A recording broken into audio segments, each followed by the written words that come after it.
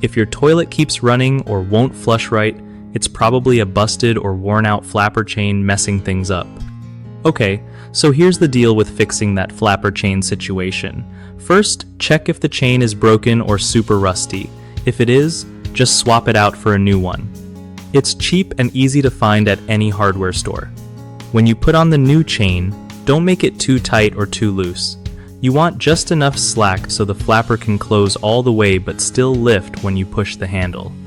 If the chain is too long, it can get tangled or stuck under the flapper, which means your toilet won't seal properly and keeps running. Too short, and the flapper won't lift enough to flush the toilet properly, which is annoying. A quick trick is to adjust the chain length by hooking it to different lengths until it feels right. Kind of like Goldilocks with her porridge, you know? Also, while you're at it, check that the flapper itself isn't warped or cracked because sometimes that's the real culprit. After fixing it, give your flush a few tries to make sure everything's smooth and no water keeps running.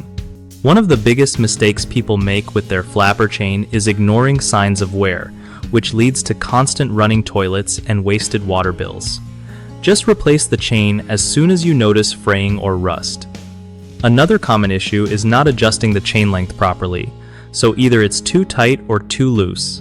Fix this by testing different lengths and making sure the flapper closes fully but lifts easily.